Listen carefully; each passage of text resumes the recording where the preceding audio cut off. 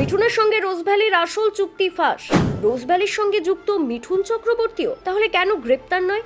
এবার সবকিছু ফাঁস করে দিলেন কুণাল ঘোষ। মিঠুনের রোজভ্যালি চুক্তি হয়ে গেল ফাঁস। মিঠুনের নামে বিস্ফোরক নথি প্রকাশ করলেন কুণাল ঘোষ। পার্টনারশিপে মিঠুন যোগিতা। রোজভ্যালি নিয়ে প্রশ্নবাণে বিদ্ধ বিজেপি তারকা। রোজভ্যালি বিতর্কে রাজনীতি তুঙ্গে। বাংলার রাজাকার মিঠুনকে নিশানা করে বুদ্ধিজীবী মহলের তীব্র ক্ষোভ।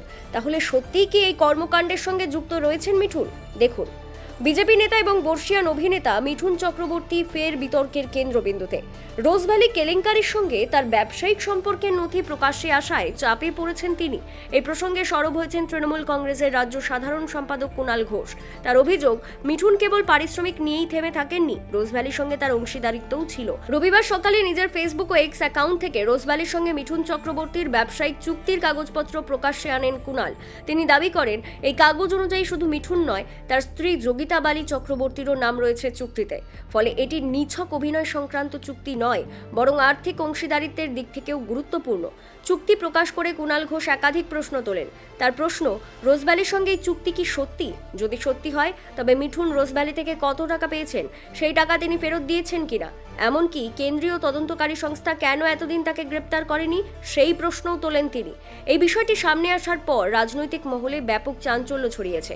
কারণ মিঠুন চক্রবর্তী বিজেপির পরিচিত মুখ।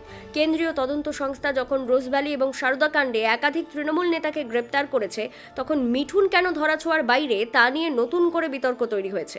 কুণাল ঘোষ আরও বলেন, তিনি নিজে যখন সাংবাদিক হিসেবে রোজভ্যালি গ্রুপের মিডিয়া হাউসে কাজ করেছেন, পারিশ্রমিক পেয়েছেন এবং কর দিয়েছেন, তখন তাকে জেলে যেতে হয়েছে। সেই পরিস্থিতিতে মিঠুন চক্রবর্তী রোজভ্যালির অংশীদার হয়েও তদন্তের বাইরে থাকেন কিভাবে?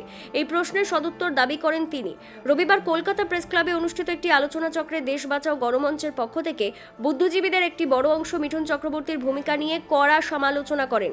তাদের মতে, মিঠুন একদিকে বাংলার সংস্কৃতি থেকে উঠে আসা, অন্যদিকে আজ সেই বাংলার দুঃখ কষ্টের বাস্তবতাকে অস্বীকার করছেন। সঙ্গীত শিল্পী সৈকত মৈত্র বলেন, মিঠুন এমন প্রশ্নের জবাবে বলেন যে তার কাছে এমন কোনো তথ্য নেই, অথচ বাংলার বহু জায়গায় বাঙালি শ্রমিকদের উপর নির্যাতনের খবর পাওয়া যাচ্ছে। তার মতে, এই ধরনের মন্তব্য একজন সাংস্কৃতিক ব্যক্তিত্বের থেকে একেবারেই প্রত্যাশিত নয়। সৈকতের ভাষায়, মিঠুন হয় নিজের সুবিধা অনুযায়ী কথা বলছেন, না হলে সত্যিই খবর রাখেন না। আর যদি এই দুই কারণই না হয়, তবে ধরে নিতে হয় তাকে কেউ খবরই দেন না। তার মতে, মিঠুন এখন একজন পরিযায়ী বাঙালি, যিনি বাংলার সঙ্গে শুধু আবেগের সম্পর্ক দেখান, বাস্তবে নয়। সাংবাদিক সুমন ভট্টাচার্য আরও এক ধাপ এগিয়ে মিঠুন চক্রবর্তীকে বাংলার রাজাকার বলে অভিহিত করেন। তার কথায়, যারা বাংলার সামাজিক ও রাজনৈতিক বাস্তবতা অস্বীকার করেন, তারা আসলে বাংলার প্রতি বিশ্বাসঘাতকতা করছেন। এই প্রবণতা ভবিষ্যতে আরও বিপজ্জনক হয়ে উঠতে পারে। সুমনের দাবি, এই সমস্ত ব্যক্তিত্বরা একসময় বাংলার বুকে উঠে এসেছে ঠিকই, কিন্তু এখন কেন্দ্রীয় ক্ষমতার স্বার্থে বাংলার বাস্তবতাকে পাশ কাটিয়ে চলছেন। তাদের অনেকেই ধীরে ধীরে এমন জায়গায় পৌঁছে যাচ্ছেন, যেখানে একদিন তাদের সঙ্গে তুলনা করা যাবে রাষ্ট্রপতি জগদীপ ধনকরেরও। এই গোটা ঘটনাক্রমে বিজেপির অস্বস্তি বেড়েছে বলে মনে করা হচ্ছে। Bureau report, news prime Times.